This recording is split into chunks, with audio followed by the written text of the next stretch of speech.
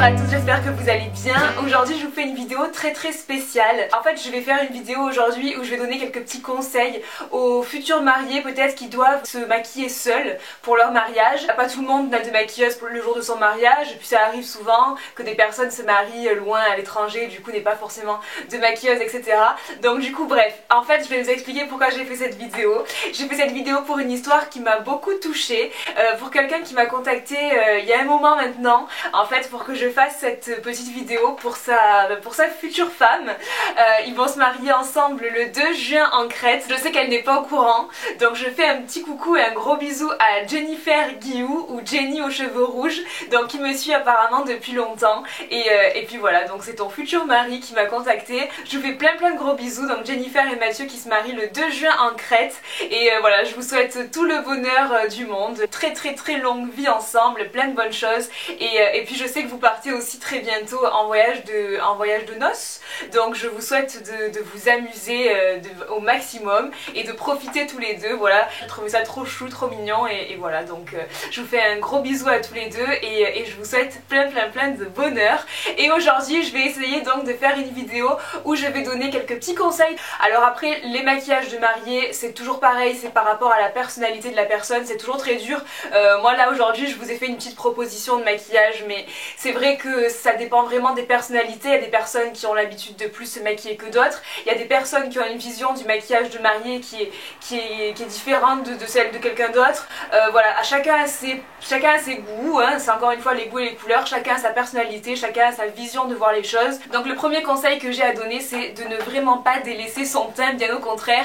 Un maquillage de mariée c'est avant tout un teint parfait, mais un teint qui va être frais, lumineux, mais qui ne va pas être trop chargé non plus, puisque c'est vrai que quand on se marie on est souvent au soleil, ça se passe en journée, ensuite il y a la soirée, mais dans la journée voilà il y a les photos, etc. Donc c'est vrai qu'il ne faut pas que ce soit un teint trop chargé, il ne faut pas non plus qu'on voit trop la matière, mais il faut quand même que ce soit un teint sans défaut. Quand on y va avec des correcteurs de couleur, honnêtement c'est la meilleure façon de camoufler au mieux ces imperfections, parce que parfois c'est vrai que bon, le fond de teint, selon la couvrance du fond de teint, ça peut couvrir, mais c'est vrai que pas autant que les correcteurs de couleur qui eux vont vraiment neutraliser la couleur, puisque ça se base vraiment sur le principe de la colorimétrie. Passez vraiment beaucoup de temps sur votre teint, essayez qu'il soit le meilleur possible, n'oubliez pas de vous appliquer du blush pour bien rehausser vos pommettes, et aussi faites bien attention à votre type de peau. Si vous avez la peau sèche, n'appliquez pas trop de poudre, parce que bon, la poudre c'est important pour matifier, pour fixer le maquillage, mais si vous avez la peau sèche et que même par endroits vous avez des petites desquamations, etc., il va pas falloir appliquer trop de poudre, parce que sinon la matière va beaucoup se voir.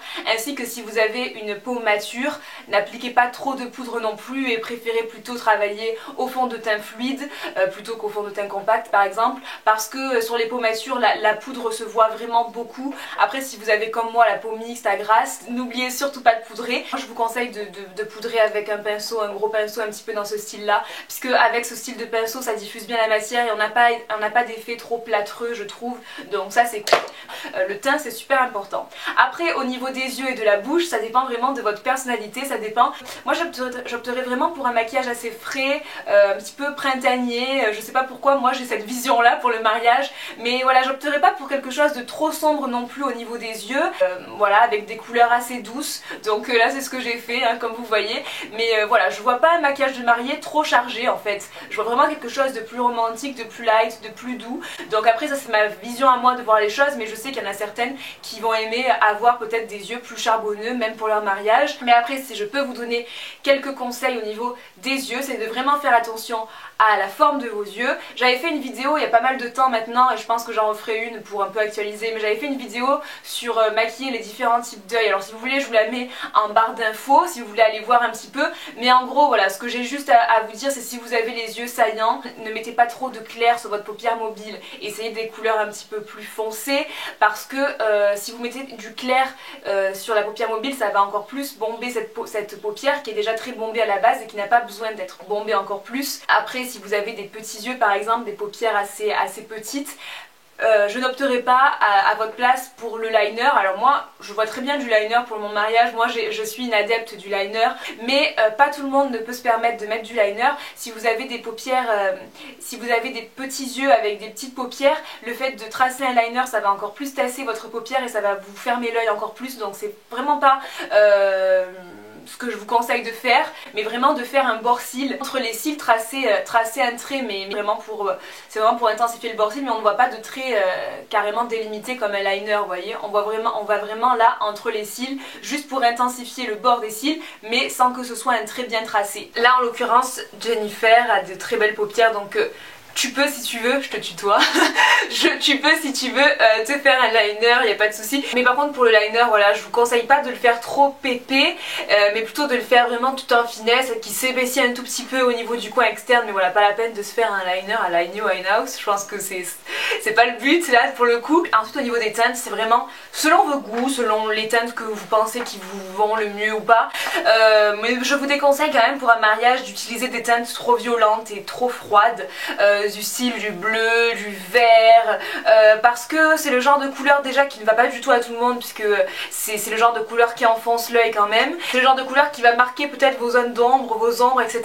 Donc c'est pas vraiment le genre de couleur que je vous conseille. Selon moi, pour un mariage, je resterai plutôt dans des tons neutres, marron, beige, les bruns, etc., le doré, soit des teintes un petit peu plus chaudes, un petit peu orangées, un petit peu rosées. Voilà, moi c'est comme ça que je le vois. Après, bien sûr, encore une fois, ça dépend de vos goûts et ça dépend aussi des couleurs qui vous vont pas. Ensuite, le conseil que j'ai à vous donner aussi, c'est d'utiliser des maquillages qui sont waterproof, parce que c'est vrai que bon, dans les mariages, souvent, si on est un petit peu sensible, c'est vrai que c'est un jour assez émouvant, c'est un jour où on a peut-être tendance à verser sa petite larme, voire plus.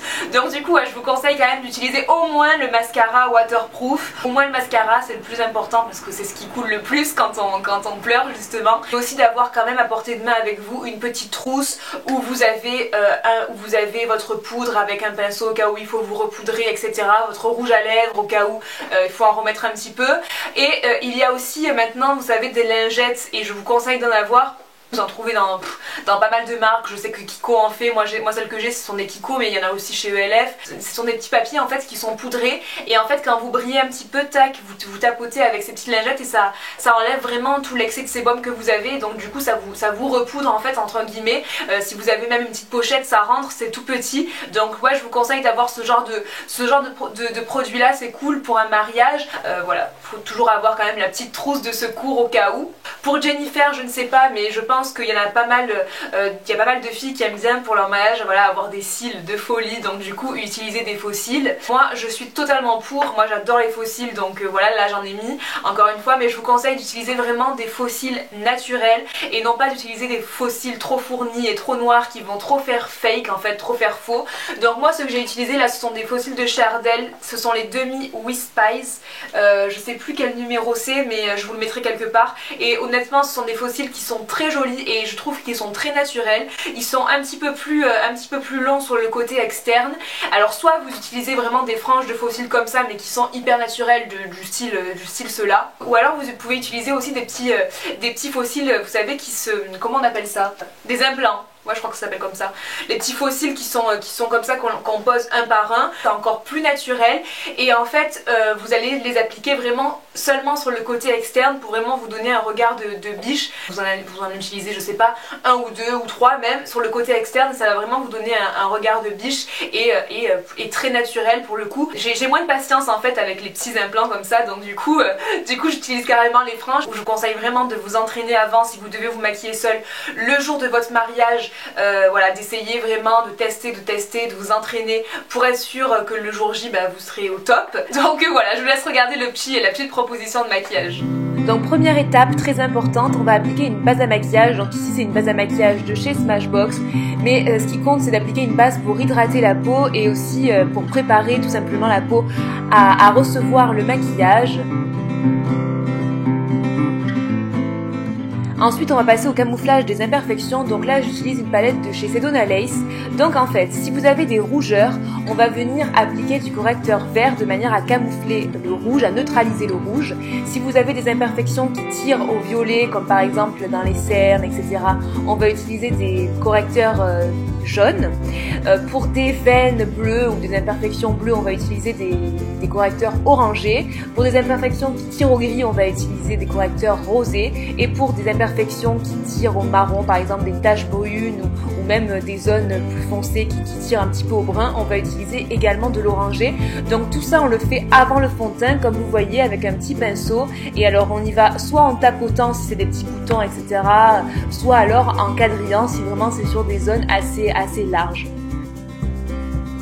Donc ça on le fait vraiment avant le fond de teint et ne vous inquiétez pas, après on va appliquer le fond de teint avec un pinceau ou avec une éponge et ça ne va pas du tout retirer tous ces correcteurs là. Mais voilà, si vous faites cette étape là avant le fond de teint, vous verrez que vos imperfections seront beaucoup mieux camouflées.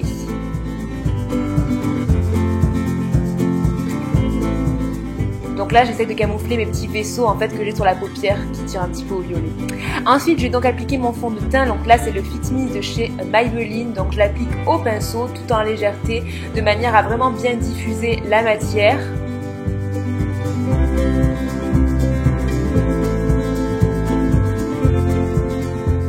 Donc là il faut vraiment aller bien partout, bien diffuser la matière de partout, ne pas oublier de zone, ne pas oublier les oreilles, ne pas oublier le cou. Et n'oubliez pas non plus votre décolleté selon la forme de votre robe, etc. Vous faites vraiment en fonction de la robe, hein, bien sûr. Ensuite, je vais appliquer mon anti-cerne de chez MAC. Donc voilà, ça c'est après le fond de teint avec un petit pinceau. Donc je vais venir sous mes yeux. Et puis voilà, pour l'anti-cerne, j'utilise une teinte en moins que ma carnation, voire deux si vraiment vous avez envie d'être lumineuse à ce niveau-là. Je vais également illuminer un petit peu au niveau de l'arête de mon nez. Et juste au-dessus des sourcils. J'aime bien le faire, ça illumine un petit peu. Ensuite, je vais sculpter avec le correcteur foncé, donc tout en légèreté quand même, mais j'aime bien sculpter au gras parce que je trouve que ça a un effet quand même assez naturel si c'est bien estompé. Donc avec un pinceau de chez Neve Cosmetics, voilà, je vais venir au niveau des zones où j'ai envie de faire des ombres.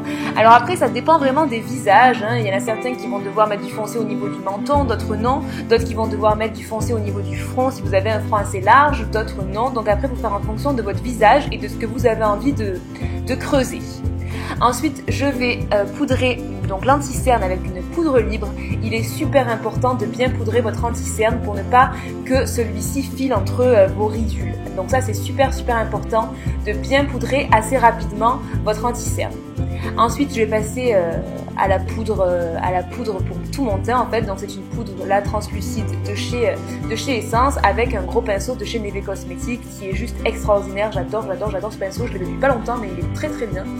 Et je vais venir poudrer mes zones d'ombre, les zones que j'ai voulu sculpter en fait, avec toujours un pinceau de chez Neve Cosmetics et ma palette Contour Kit de chez Anastasia Beverly Hills. Donc encore une fois, là moi j'ai fait les creux de joues, etc. Mais vous, selon votre visage, vous n'allez pas devoir faire toutes ces zones d'ombre là. Si vous avez un front large, il va falloir mettre du foncé en haut du front. Si vous avez un menton assez développé, du foncé en bas du menton. Ça dépend vraiment de votre visage. Et ensuite, je vais appliquer mon blush de chez Too Faced. C'est le Peach Beach, quelque chose comme ça, je crois la teinte. Donc voilà, n'oubliez surtout pas le blush, c'est super important pour rehausser vos pommettes. Et n'oubliez pas également de combler les trous de vos sourcils. Les sourcils, c'est super important pour encadrer le regard. Donc vraiment les sourcils, faites-les bien aussi, remplissez-les bien et fixez-les avec un gel à sourcils. On va passer ensuite aux yeux, donc j'applique une base à paupières. C'est très important pour que le maquillage tienne bien. Donc là c'est une base à paupières de chez Urban Decay. Et ensuite je vais venir avec la palette de chez ELF, la palette où il y a 100 couleurs je crois. Donc je vais venir dans un premier temps appliquer de l'orangé au niveau de mon creux palpébral, mais de manière très estompée. Donc là moi c'est mon choix de maquillage, mais il ne vous correspond pas forcément. Ensuite avec un pinceau de chez Costel Scent, je vais venir appliquer dans mon creux de paupière une couleur un petit peu rosée. Mais alors je viens vraiment faire un impact de matière du côté externe et ensuite j'étire au niveau du creux de paupière vers le coin interne. Ensuite, je vais venir appliquer une couleur un petit peu prune, je dirais, avec un pinceau de chez Costel Scent. Donc toujours pareil, je fais l'impact de matière sur le coin externe et ensuite j'étire. Donc je viens au même niveau, au niveau du creux de paupière en fait, et j'estompe bien. Il est super important qu'un maquillage de mariée soit bien estompé. Je vais venir ensuite appliquer une couleur un petit peu pêche avec un pinceau plat de chez Costel Scent sur toute ma paupière mobile. voyez que j'ai choisi vraiment des teintes assez douces, assez chaudes quand même. Et ensuite avec un pinceau biseauté de chez Neve Cosmetics, je vais venir réintensifier un petit peu la couleur prune. Enfin, c'est pas vraiment un prune, c'est prune rosée, j'ai envie de dire, au niveau du creux de paupière. Et je vais vraiment bien estomper encore une fois. C'est super important que le maquillage soit assez fin et bien estompé, surtout pour un maquillage de mariée, je trouve. Et ensuite pour le dessous de l'œil, je vais venir appliquer une couleur un petit peu dorée avec un pinceau crayon de chez Neve Cosmetics. Et puis voilà, j'essaye de l'appliquer bien de manière fumée également. Et pour le coin interne de mon œil, je vais venir appliquer une couleur beaucoup plus claire. Donc là en fait c'est une espèce de blanc d'œuf en fait, très nacré. Je l'applique avec un petit pinceau. Et puis ensuite j'ai décidé de me faire un petit liner, mais je vais le faire quand même assez fin. Il est quand même plus épaissi au niveau du coin externe, mais bon, il est quand même assez fin. Et ensuite je vais mettre en muqueuse du crayon doré de chez Neve Cosmetics. Ensuite je vais venir appliquer une légère couche de mascara au niveau de mes cils supérieurs, et je vais aussi en appliquer sur mes cils inférieurs. Donc là ça va vraiment servir à enlever un petit peu s'il y a eu de la poudre qui s'est déposée sur les cils, etc. et à déjà leur donner la forme. Et ensuite je vais appliquer mes faux cils donc de chez Ardell avec la colle de chez Duo. Je vous conseille vraiment cette colle, c'est la meilleure colle que j'ai testée pour les faux cils, et avec cette colle là mes faux cils ne se décollent pas du tout. Donc comme vous voyez, je mets de la colle sur ma main, ensuite avec le faux cil je viens recouvrir de colle le faux cil tout simplement, et ensuite j'attends un petit peu que ça sèche et je l'applique au niveau de mes yeux, et vous voyez que là ils sont hyper bien collés. Et ensuite je reviens mettre une petite couche de mascara de manière à coller mes cils à faire confondre on va dire mes cils avec les faux cils. Et pour les lèvres j'opte pour le rouge à lèvres de chez The Balm qui est le I'm a Good Kisser je crois, qui est une espèce de corail, de pêche corail. Et pour l'enlumineur, j'ai décidé d'utiliser un enlumineur liquide, donc qui n'est pas hyper nacré mais qui fait assez naturel, et je le trouve très bien. C'est le Lumi Magic de chez L'Oréal, et franchement je pense que pour l'occasion il est top.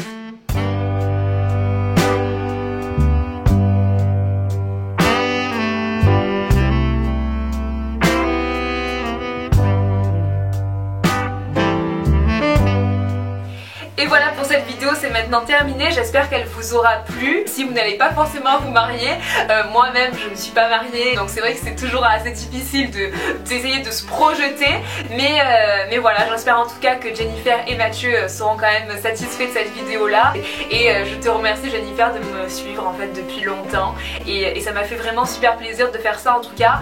Et puis écoutez, je souhaite aussi beaucoup de bonheur à toutes les personnes qui vont se marier cette année, toutes les personnes qui vont se marier peut-être là au printemps ou cet été, qui commencent un petit peu à stresser. Écoutez, je vous souhaite les plus beaux des mariages, et puis je vous souhaite plein de bonheur, une très longue vie à tous les couples qui vont se marier cette année en 2015, même à ceux d'après, mais là pour l'instant on est en 2015. Et puis voilà, je vous fais plein de gros bisous, et puis vive l'amour. Allez, ciao